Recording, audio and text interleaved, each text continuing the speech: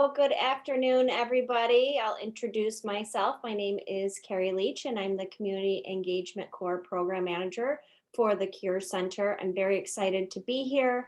I'm very excited that our CAB chairs, the three people introduced, agreed to give this presentation, really to give an introduction to the kind of work that they've been dealing with in Donele's case, as long as 3 decades. For Sandra Turner-Handy, who's nearing retirement, is going to invent herself as 2.0 in the work. And then Melissa Cooper Sargent, who's been a chair, and I've worked closely with doing this work for the last 7 years. So I haven't actually done this work without Melissa as my partner. And so this is an exciting day. I do want to start before introducing everyone with a brief video just to give everybody context for the kind of conversations we've been having in our group. So Sandra, Melissa, and Donele are really integrated into the CURES as the CAB Community Advisory Board chairs. They attend all of our community engagement core meetings, the leadership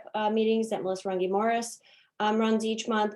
And they really are a big part of our work, and not just at our CAB meetings, but really in everything we do in planning and conceptualizing and strategizing and thinking and pivoting, right? Because of the pandemic. So Donele and Sandra actually told us about this video in our last meeting. So I'm going to share this brief snapshot. I shared it at our Community Advisory Board meeting yesterday, and I think it just really sets the stage for what we're going to hear today, and the burning issue actually that we'll be focusing on in our advocacy efforts throughout the rest of the year. And I also just want to note, because Donele, Sandra, and Melissa asked me to kind of put out this call to action to the research and some clinicians that are attending today. We will be having an advocacy training workshop, and our burning issue for that will be around flooding in Detroit. This is what's pressing for our community partners.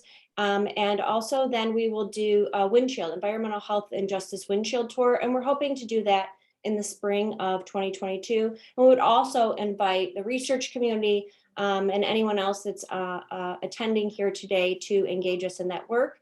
Those dates have not been identified. So I got an email from a few of the researchers saying, well, when is this happening? We're ready. We want to know. And we're still in planning phase. So this is kind of the start of this 3-part series of increasing CURES capacity to contribute to environmental justice. And so let me share this video. And I just want to thank Jessica for recording this, because we will recycle this content. It's important. And so that's just great. Okay. Others. In this neighborhood in Northeast Detroit, people are still reeling from this summer's extreme weather. I literally had to only go in my basement in the daytime because I was scared to turn on lights. People like Sandra Turner-Handy, a community activist and resident on her block just off Flanders Street for 2 decades, which was hit hard by recent storms. Wasn't just the flooding, because then we had the high winds and everything. So a lot of people lost power. Do you know how it is to have a flooded basement and have no power? This past summer was the 9th hottest on record, according to the National Weather Service, not to mention those 500 to 1,000 year floods, including the one back in June, which experts say was off the charts. We're seeing more intense rainfall events. We're even seeing heavier snow events, because that moisture also helps storms produce snow. So the future is going to be one of more intense precipitation events. Detroit has long been considered one of the most environmentally unjust places in the country. The effects of pollution and a warming climate, often hurting the lowest income neighborhoods and neighborhoods of color more than others in the city. Maps like these from the University of Michigan showing Detroiters are at the highest levels of climate change heat stress. Some scientists believe we've already passed the point of no return to reverse the consequences. An increase of just 2 degrees in the average temperature has the potential to throw global weather out of balance. So as the planet warms, it's like putting the atmosphere on steroids, and these storms are producing more rain, and these intense rain events are becoming more frequent. And the impacts of climate change are only making things worse for the poor. Those who are underinsured or uninsured can't afford to fix damages. Repeated flooding draining what little savings they have. and being without power for days on end in record heat, putting strain on their physical and mental health when many can't afford care. You need to invest in the infrastructure. We're looking at this very block and have not yet laid eyes on a drain.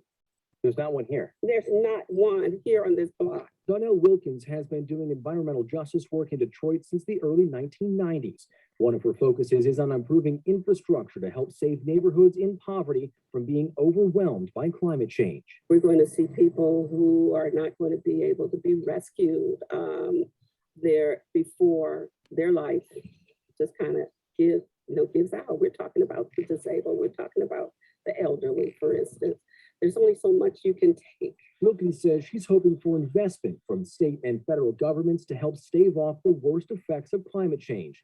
Things like creating runoff drains built for more intense rain, or stronger power grids to help keep the lights on in extreme heat. Can you just come in and treat us the way you would treat a Grosse Pointe resident, the way you would treat a Bloomfield Hills resident? You know, my God, the way you would even treat a Taylor resident. Now we have to make sure our local decision makers are making the right decisions based on those who are in greatest need. Those like Sandra, who want to stay in their homes to protect their neighborhoods before their voices may literally be drowned out. I'm not going anywhere. I love this city. I love my home. I love my community. I love my residents. We are going to have to figure it out. So frustrating for those residents.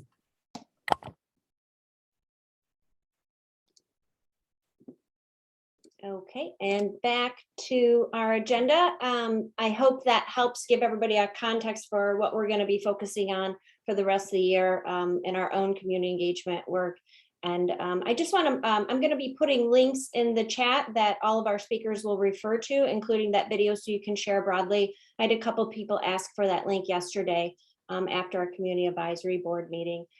So watch the chat. And so let me introduce our speakers and just let you know that one of the ways that I interact with these individuals, not just only in our own work, but I am a member of the Detroit Environmental Agenda, which is a small coalition that does some amazing work here in Detroit. Sandra and Donele and Melissa are part of that and founding members of the environmental justice movement work that they do there. I first learned of Donele through reading and studying during my PhD when I was reading my book on community-based participatory research. Donele is an author to one of those chapters. She is well-versed and very integrated with NIHS broadly. And she is been coined, I want to say, the queen of environmental justice in Detroit. And so I'll let her tell you more about her work. Sandra Turner-Handy, I've worked with for the past several years. Sandra's really good at pulling people into the environmental work, especially through the DEA, the Detroit Environmental Agenda. And I worked with her on a lot of different projects. And as somebody who works in gerontology, very excited to work with her in her retirement from the Michigan Environmental Council. And Melissa Cooper Sargent, like I said, a great long working relationship with her, and she is very important and integrated throughout CURES across the center. So I'll stop talking and turn it over to our first speaker, Donele, who's going to give us historical overview, definitions, and an introduction to environmental justice. So thanks, Donele, Sandra, and Melissa for being here, and thanks to everybody else for attending.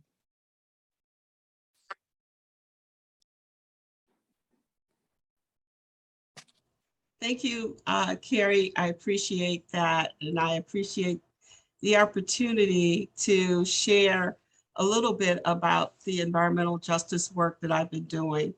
I would like to begin by saying I'm going to share a little bit about the Green Door Initiative and what we do here, talk a little bit about the history of the work of environmental justice, and then hand it off. So the title of this topic is Introduction to Environmental Racism in Detroit, Past, Present, and Pressing Towards Justice. And I've been assigned to talk about the past. I want to say that I am the founder and the director of the Green Door Initiative, which is a Detroit-based environmental justice organization, not for profit. Our mission is to ensure that everyone is environmentally literate, capable of practicing and promoting a sustainable lifestyle, I will also say that regardless of race, income, and zip code. I was asked to kind of start this talk by providing some definitions.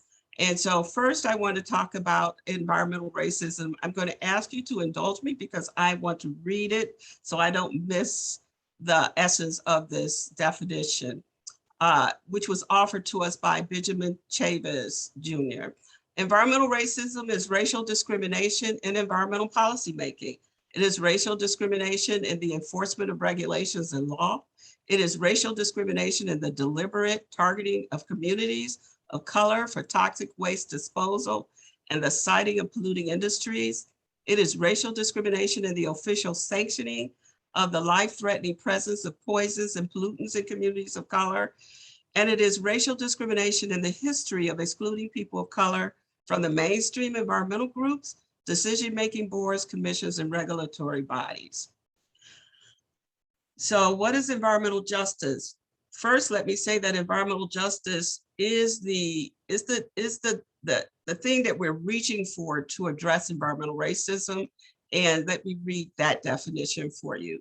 Environmental justice is the fair treatment of people of all races, cultures, and income with respect to development, implementation, and enforcement of environmental laws, regulations, programs, and policies.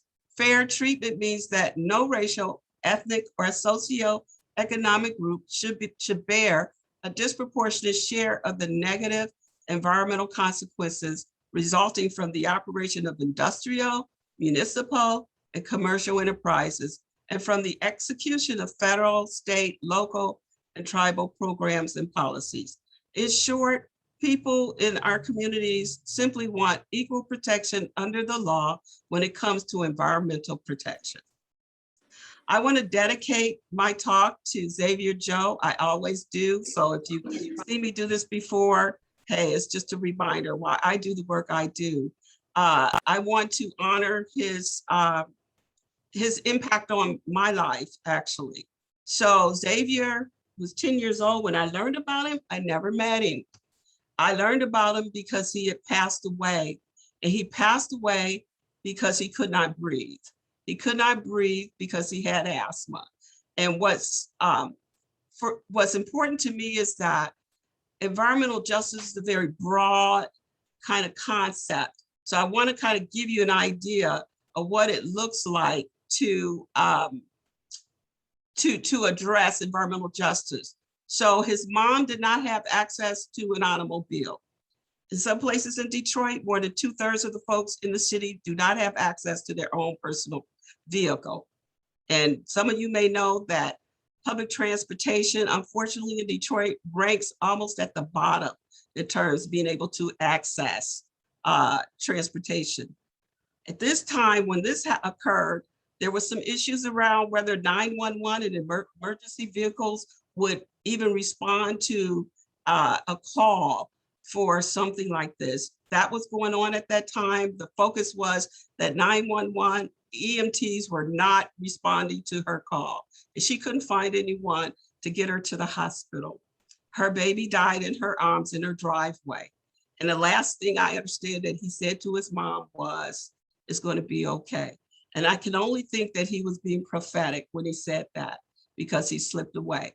So this is for Xavier, because I think every child deserves to breathe clean air, deserves to drink safe water, deserves to be in school buildings where the asthma attacks and others are not triggered.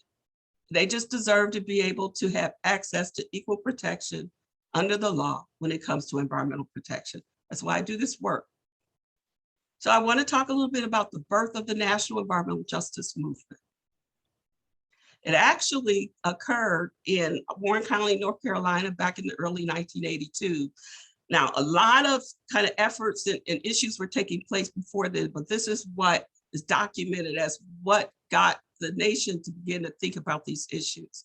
As you can see, people were laying down, they were on the streets and roads in North Carolina because they were the designated place in North Carolina to receive hazardous materials from landfills, PCB landfills.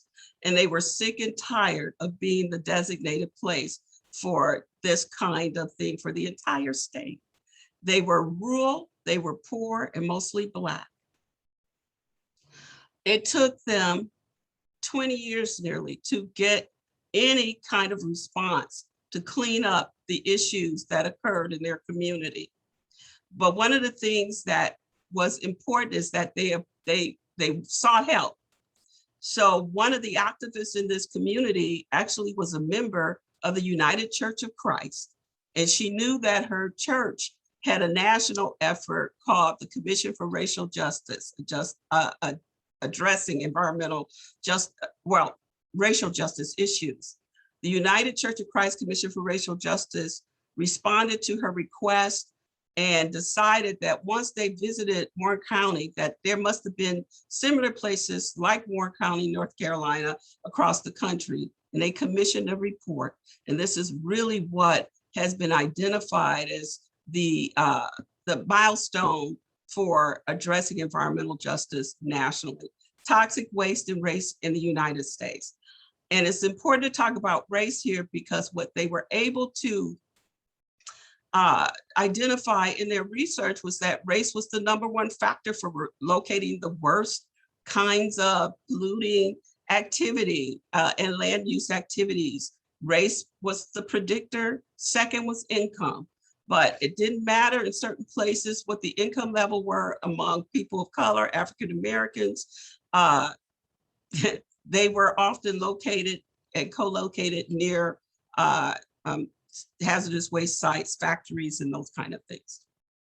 So a bunch of folks were invited to a big meeting in 1991 in Washington, D.C. in response to that report that was released in 1987. I happen to be one of those people who were invited, and it changed my life. And that's why I've been able to clock in 30 years of work, because I made a decision to work to achieve environmental justice in our communities. We were actually asked to return to our communities and start a movement. I took that serious. So the environmental justice movement was defined this way: where we live, where we work, where we play, where we pray, where we learn the physical and natural world. And it really was defining, because what we wanted to do was ensure that what our focus was very different from mainstream environmental organizations who, were focused on the natural environment, natural resources, which are key, addressing lakes and rivers and all those things. But we were focused on people. And we really wanted to make sure that people got access to the basic things human beings deserve. So environmental justice, out of that work, we created the 17 principles of environmental justice that really defined our work. And it basically helped us sort of create the pathway to addressing a variety of environmental issues in our own communities. So the environmental justice principles really focused on people and communities, and it did just that. It just demanded equal protection under the law in a variety of areas. So it goes beyond the natural resources, as I mentioned earlier, and it embraces a number of things that really does have an influence and an impact on the quality of life for people throughout this nation. So Detroit story. One of the things when we returned from Washington, D.C. in 1991, it occurred to us, we don't really know what the problems are in Detroit. And we had to learn about what was going on in Detroit. What we did know is that Detroit placed the world on wheels. And when it placed the world on wheels, based on Henry Ford's vision, he had this idea that all things automobile needed to be near each other. So whatever those things were, whatever raw material, whatever mechanical systems, whatever natural resources, he created the line, the factory assembly line, and all of this. So you're talking about petrochemicals, rubber, metal, iron, and all the raw materials and what it takes to bring those things together in a way that would create that automobile. And so Detroit, as a result of that, really became one of the most polluted cities in the United States. It's estimated there's about 65,000 contaminated sites inside the city of Detroit. The city of Detroit has a pretty big footprint. To give you an idea how big it is, you're able to, some say you can put the city of San Francisco, Manhattan, and Boston inside the footprint of Detroit and still have more land. So Detroit is a pretty big city, and it gives you an idea of what the impact was for a particular city like ours. Primarily populated by African Americans and other people of color. That creates the sort of the picture of what environmental justice looked like in the state of Michigan. We are the poster child for environmental justice. So I'm going to, I don't want to pass my 15 minutes, and Carrie, you'll have to let me know where I am on that. But I will say this, we are dealing with and addressing issues even today. I share this quote often these days: we're in the same storm, but we're on different boats. The response to address some of the issues, even the things that Sandra and I spoke about in that news report, is very different from other communities. Other communities where the predominant race are Caucasian and higher income folks. But we all, I know many people who pay taxes to make certain that we are entitled to the kind of protection and stuff that our federal government is supposed to provide us, but it doesn't seem to be distributed equitably. So, you know, this is a picture of a flood that occurred in June from the most extreme, one of the most extreme weather events that occurred. Detroit is also known as a food desert. And what is a food desert? A food desert is the lack of access to quality food. And in places like Detroit, especially where, fortunately, where African American lives across this country, this is a common trend, having access to fresh fruit, fresh vegetables, and produce and quality meats if you eat meat. All of that is something that's hard for many of our residents to access. And if you don't have a vehicle, you're in trouble, baby. You're going to have to walk to a to a gas station or someplace to get food for those who are who have the least. This is just an example of what the legacy of placing the world on wheels have left us. So when I talk about those 65,000 contaminated parcels of land, this is what I'm talking about. Abandoned factories, abandoned warehouses, contaminated land as a result of decades of production, and all the things that are emitted into the air, that drops into the ground and into the water. Those things contribute to the quality of the environment. Here's another example to give you an idea. On the Detroit side, every dot that you see represents, that green dot represents some kind of toxic release. Compare it to West Bloomfield, and you'll see that it's very hard to determine where they are. I like to show this because a picture tells 1,000 words, right? And so this is just one example, but this is the kind of example you'll also see when it comes to Taylor and other places where the income may not be high, but if they're not dominated by people of color, they're better protected. So many of you have come to this conversation because you come to this in some capacity around health. And I just want to just remind us of what health is. And I know I'm preaching to the choir, but it's a state of complete physical, mental, and social well-being, and not merely the absence of disease or infirmity.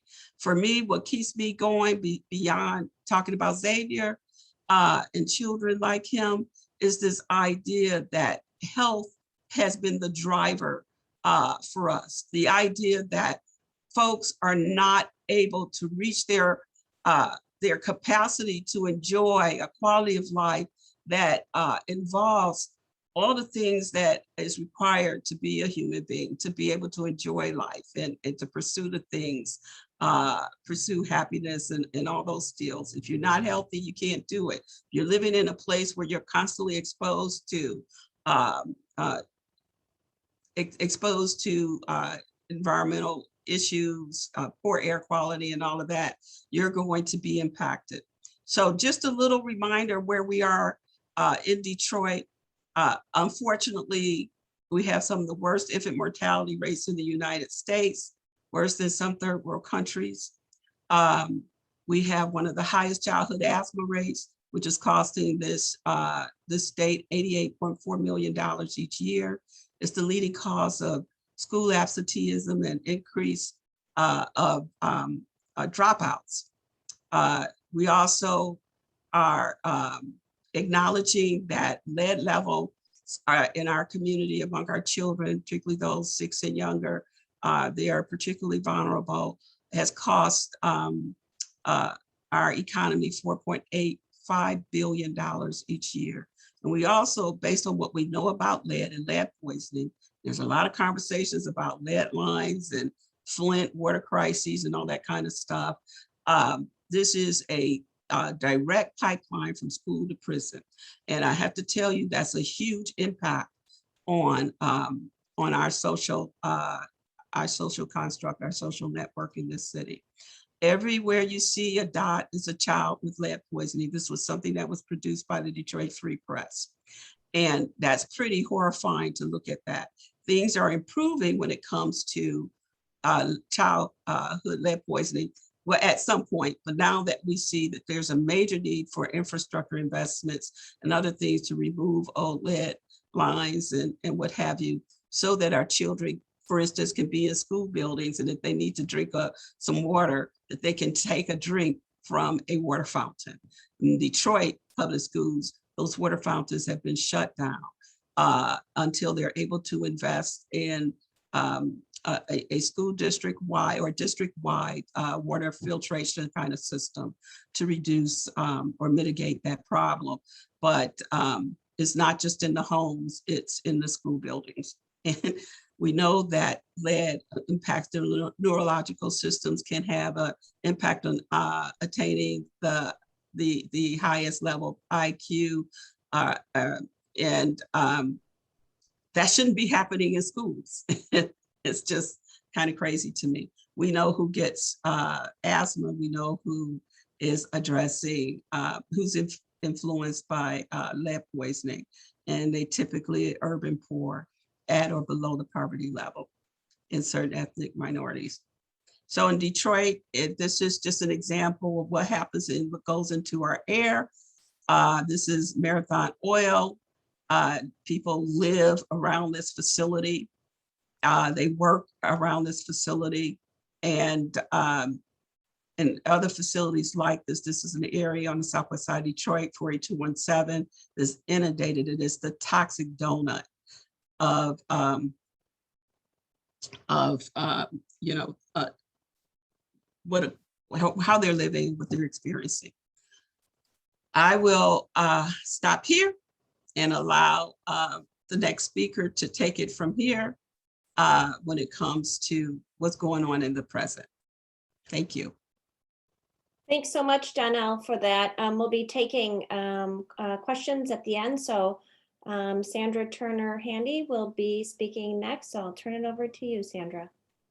Thank you so much. And I have to say to Donele, thank you. Many people do know, because I always make sure I give credit where credit is due. My entry into the environmental justice movement, and really even into the environmental movement, was through learning from Donele and from Rhonda Anderson at Sierra Club. Donele was then a founding member and president of Detroiters Working for Environmental Justice. And I just give them credit because, as Darnell says, you know, she does this for Xavier. I do this because everyone should be able to live a clean, safe, and healthy life in the city of Detroit, not just Detroit, but all over, but especially in the city of Detroit, because it's where I am and I see those impacts up close in communities. The one thing that I do want to say, and Donelle alluded to it, environmental justice or injustices are not just part of the natural environment. It's part of our built environment. It's in our transportation. It's in, you know, so many things that impact our lives on a daily basis. Our housing in the city of Detroit, which is older housing, which is the biggest impact on our lead poisoning of our children. So when I talk about environmental justice, I talk about it from a standpoint of natural and built environmental injustices. And the wheels of reaching environmental justice are slow. Those wheels turn very slow. And I say this having come on board first with an industry called CanFlow, where we had a wastewater treatment plant that was getting water from Canada, industrial water, and they were supposed to clean it out and dispose of it. They were literally dumping it down the sewer system in a low-income community of color, which means that it was coming up in people's homes. People couldn't breathe. Children couldn't breathe. We had a large percentage of children being born with deformity or low birth weight. We had children being born that were put directly onto breathing machines because they couldn't breathe. And I experienced it. I went to that community with a call from one of our fire chiefs and immediately got out of my car on a 90-degree July day back in 2002. And it hit me. My head began to hurt. My stomach began to churn. And it was like I had just walked into a wall of odor that was so pressing that I immediately wanted to get back in my car and drive away. And that was my introduction into this field. So for the last 20 years that I've been doing this, one of our biggest environmental hazards was the was the incinerator located in the middle of the city, I'm going to say. The incinerator had opposition from the time it was built in the 1980s. It took until 2019 for those wheels of justice for people living in the city of Detroit and living around that incinerator to be shut down. It took 30 years.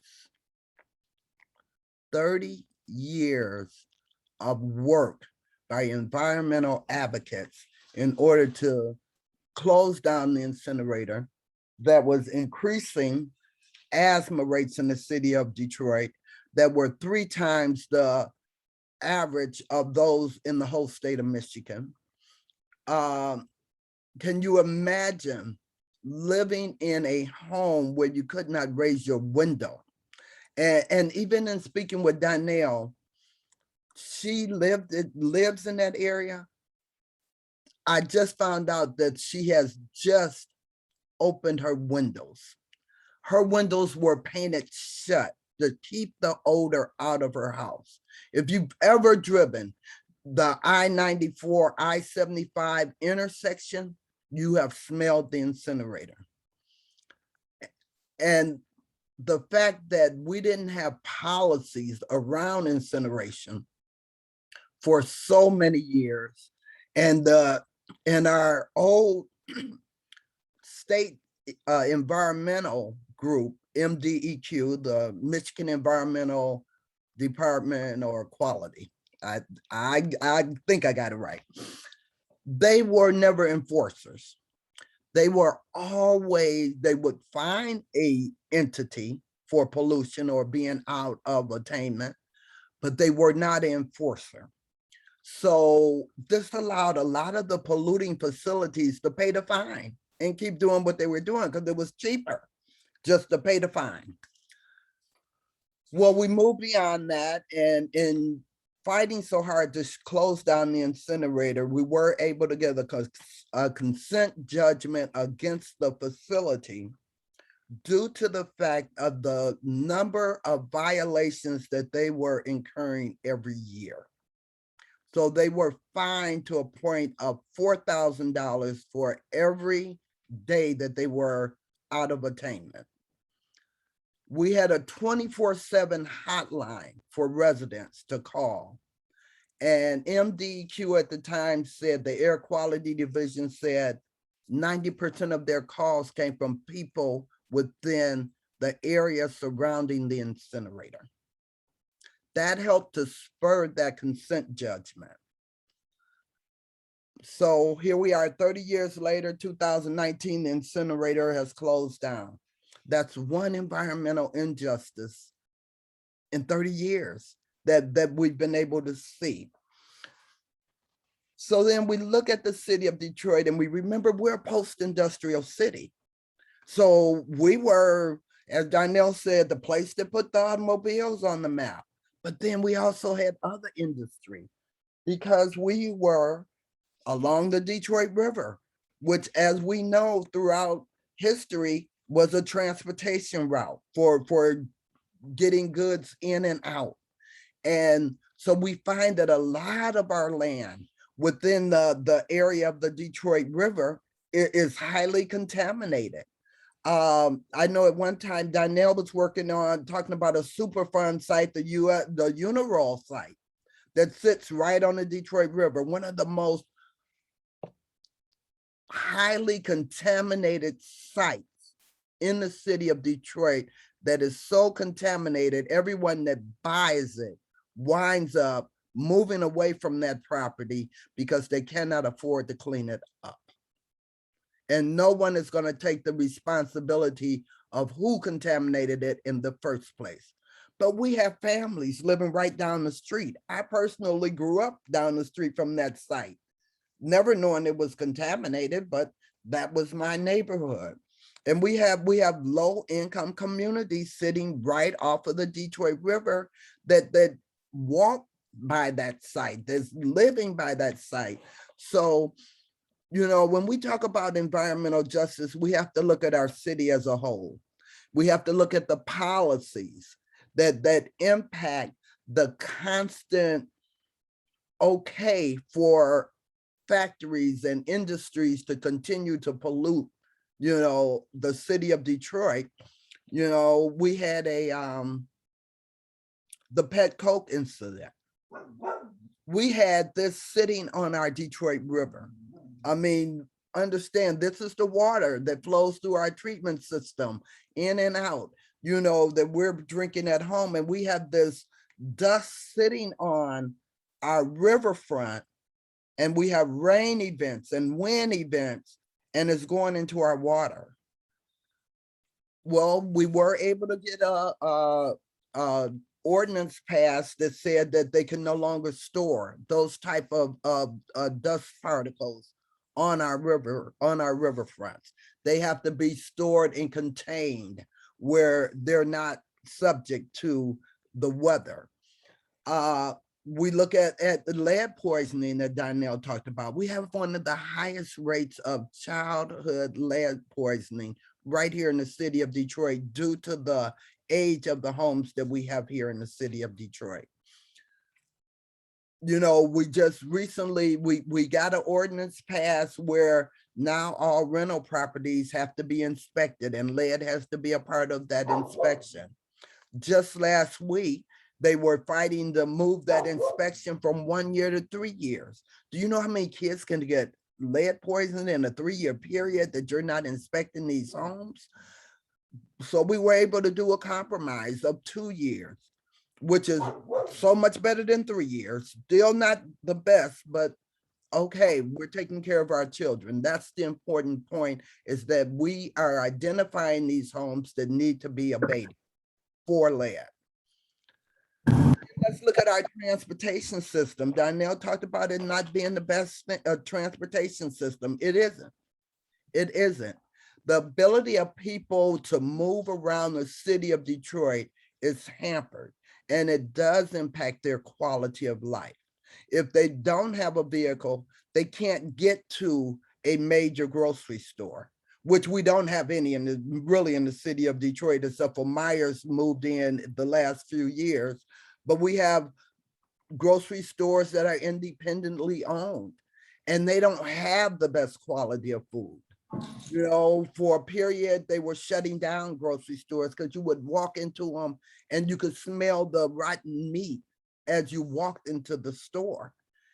And all of this is occurring in neighborhoods, low-income neighborhoods in the city of Detroit.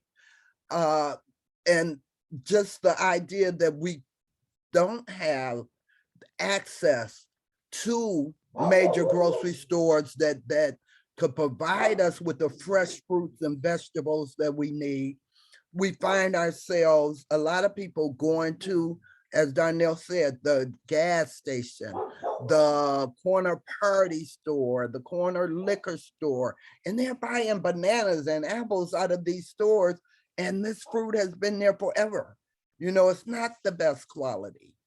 And then we wonder why we have such a high rate of a lot of illness, chronic illnesses in the city of Detroit, is due to those environmental justice issues that we are facing in Detroit.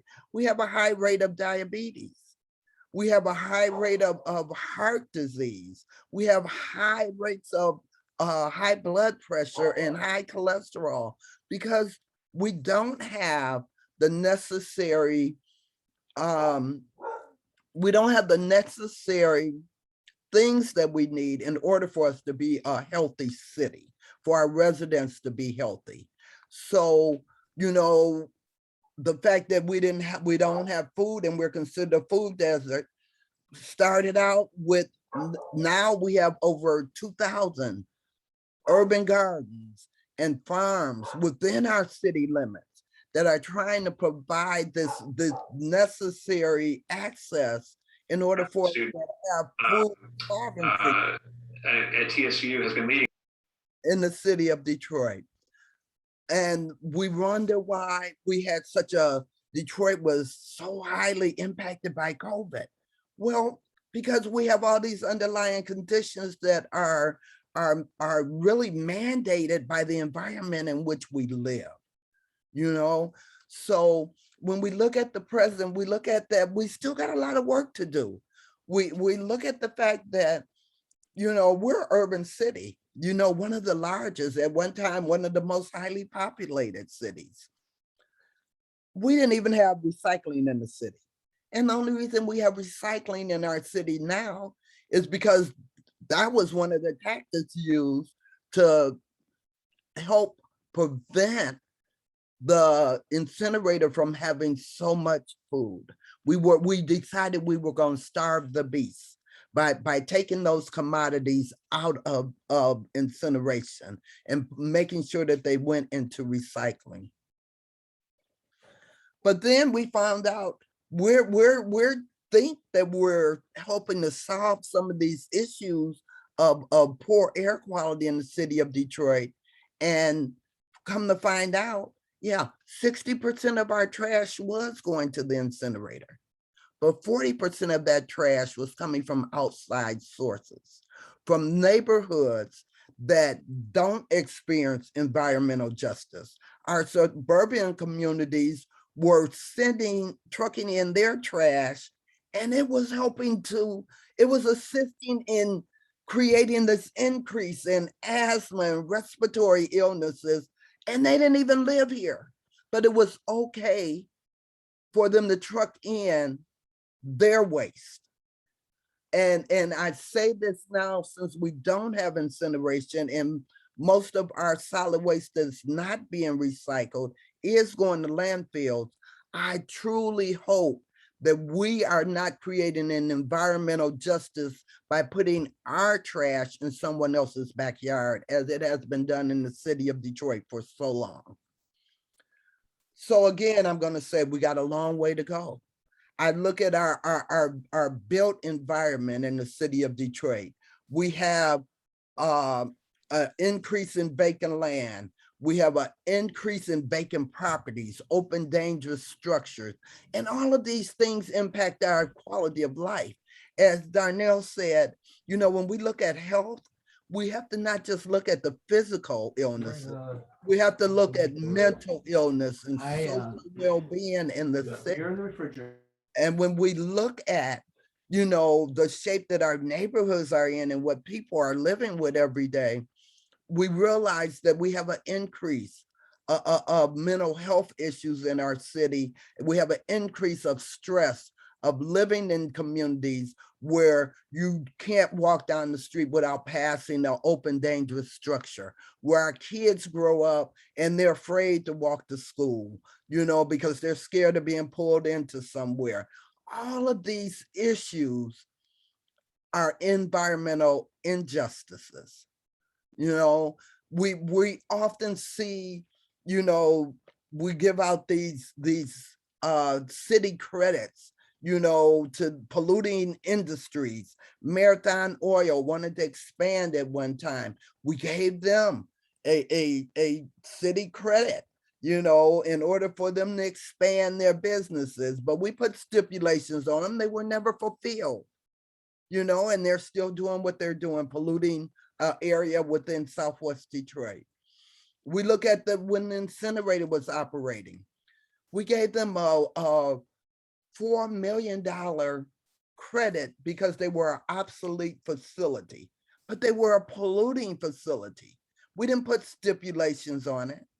They received $4 million from us, the very people that they were polluting, the very people that whose children was in the emergency room more often than they were in school. So we have a long way to go. As I said, Donele's been at this a lot longer than me, and I've learned from her, and I've been at it for 20 years now, and I continue to say that if we don't take care of our environment, we're going to kill off the people.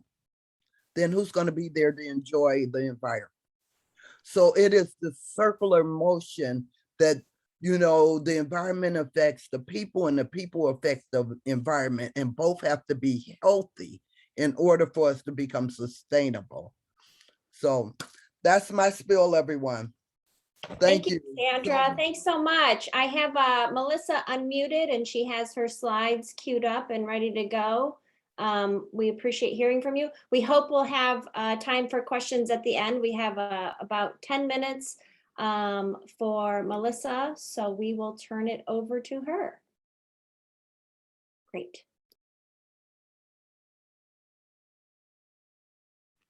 Okay, is my screen sharing? Are we there? Yep. Okay, great. And I will start by saying it's been really my honor and pleasure to learn from Donele and Sandra and to work with them. And I really appreciate just being on various campaigns, and we've all worked on the incinerator issue together. And so I will start off real briefly. I'm with the Ecology Center. My name is Melissa Cooper Sargent, and I live in the area of the incinerator. Let me see if I can remember how to, okay, forwarding slides. And I will just highlight again briefly, air pollution impacts are not equitably distributed. And something that really didn't get mentioned, and I'm only going to mention it quickly here, but there's historical factors such as housing segregation and redlining that really has played a role in where structures are today and where people are today that we need to take into consideration.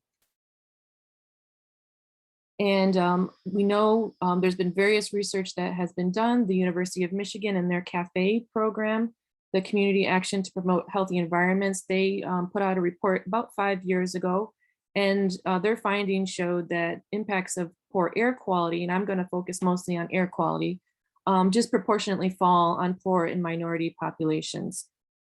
And as a result, that there are 721 premature deaths due to pollutants such as particulate matter that people are suffering from and losing family members as a result of.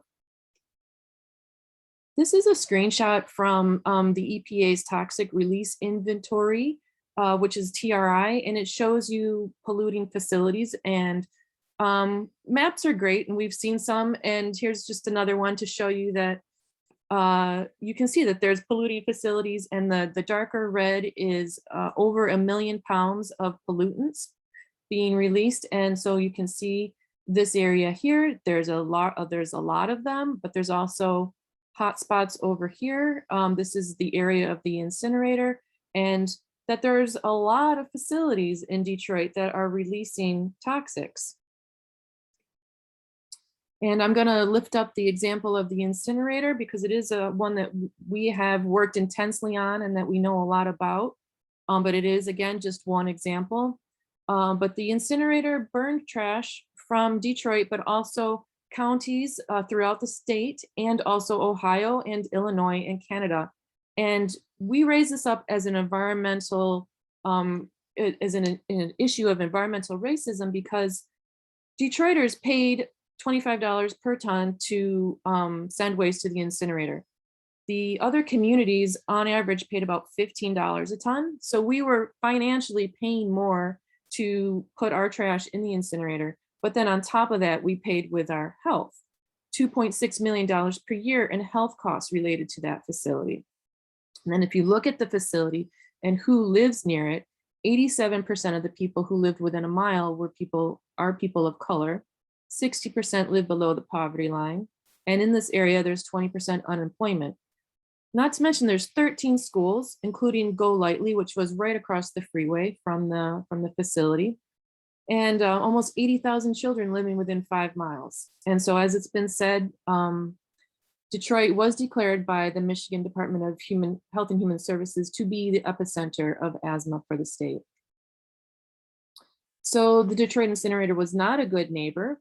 They are permitted, every facility has a certain level of pollution that they are allowed. And so we understand, we sign up for this, like we know, okay, these are the rules. You're allowed to release so much toxics, and these are the toxics. But they couldn't operate within those bounds even. And over 750 times, and I think it was close to 800 times, they violated the Federal Clean Air Act in a 5-year period. Violations were ongoing. Violations included failure to monitor many pollutants. And the one that really caught our attention on top of everything else was failure to capture effectively particulate matter. And that was one. All these other ones, the sulfur dioxide and carbon monoxide and nitrous oxides, were measured every day. Continuously, they measured those. And so we knew how much was going into the air. But particulate matter was only measured every 12 to 18 months. So we really did not know how much they were releasing. And to give you an idea of what particulate matter is, this is a slide of a human hair, and there's PM10 and PM2.5, and 10 being the microns. So PM10 is smaller than 10 microns. So it's the blue dots you see. And then the PM2.5 are the pink ones that are even smaller. And those are the ones that tend to be metals and other combustion particles coming out of diesel exhaust or coming out of the incinerator, little bits of tiny trash. And that's what we were breathing in that we wanted to know more about. And so we know that, probably again, preaching to the choir here, but we know that exposure to particulate matter has a lot of negative health outcomes. I highlighted adverse birth outcomes because that's not one that I feel like we talk about enough.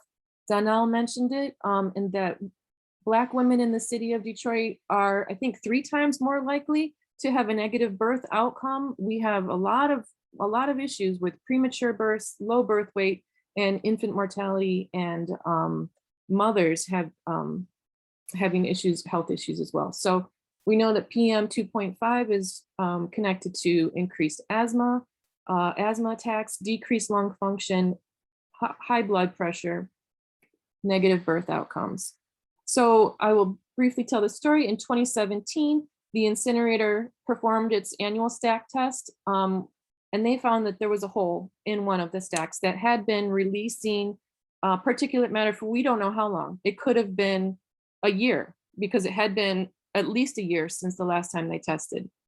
And it took the facility over 2 months before they were able to patch up that hole. So we know that they were releasing it for sure for 65 days.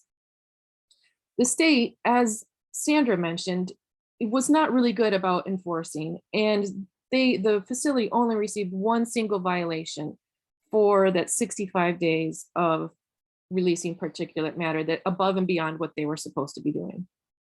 So the community became very concerned and really curious and wanted to know more.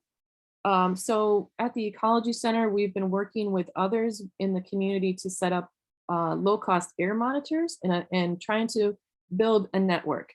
And we know that these monitors cannot identify a single specific pollution source as the reason for one or more person's health conditions. As much as we would love it to be able to do that, it doesn't do that. But it can not directly affect policy regulations either, because we can't take these findings to the state and say, okay, we want you to do this or that. But what it can do is more indirectly move things. And so we can document, community monitors can help document where current policies are failing to protect our health. We can ID hyper local hotspots where there's maybe multiple facilities polluting in one area.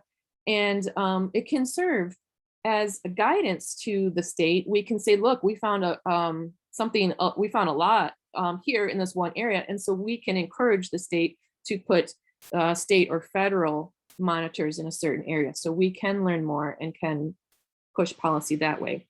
It can also help empower community and engage community. It's really engaging to say, hey, can you have an air monitor on your house or at your church or in this local small business? It can be an educational tool for kids to learn about air pollution. We've had some great experiences putting air monitors inside school versus outside, and the kids can compare the readings that they find. So it's a tool for science, and it's a tool to educate them about what's going on in their community. And remember, there were 13 schools within the footprint of the incinerator. And so we've got a lot of scientists on board here today. So I want to show that we did co-location with our low-cost air monitors with higher quality air monitors so that we could be sure that we were getting the best data possible out of these lower cost monitors.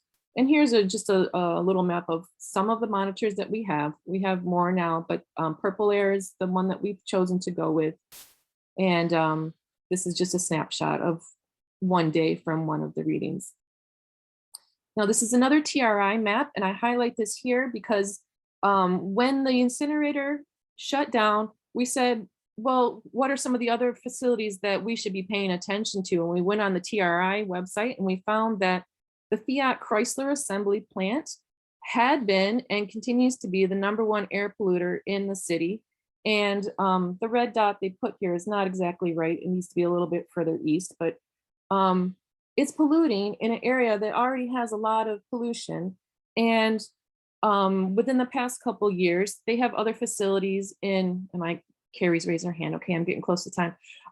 Warren is another spot where FCA has a facility, and they shut down some of the production in Warren to increase it in Detroit. And they said it's okay because it doesn't increase the overall air pollution within the entire region, but yet it hyper focuses in the Detroit area. So it's adding more pollution to an area that's already highly polluted.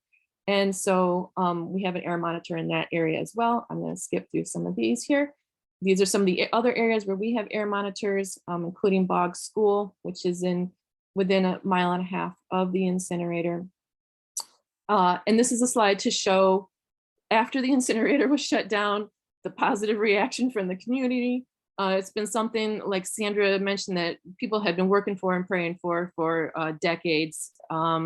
And I also very briefly want to highlight currently what's happening with COVID, and Sandra and Donele both mentioned this, that because of all the insults to health that people are already dealing with, when there's a flu pandemic or COVID-19 that comes in, we are seeing higher rates of hospitalization and death for folks who are already experiencing air pollution. Because of the irritation and inflammation of the lung tissue that's already happening, people are more susceptible to COVID-19. And while African Americans are 12% of the population within the state of Michigan, they were over 40% of the COVID deaths. So this is really a serious issue that's ongoing. We've had some wins, and we got to keep pushing. So I'll end it there. Thank you.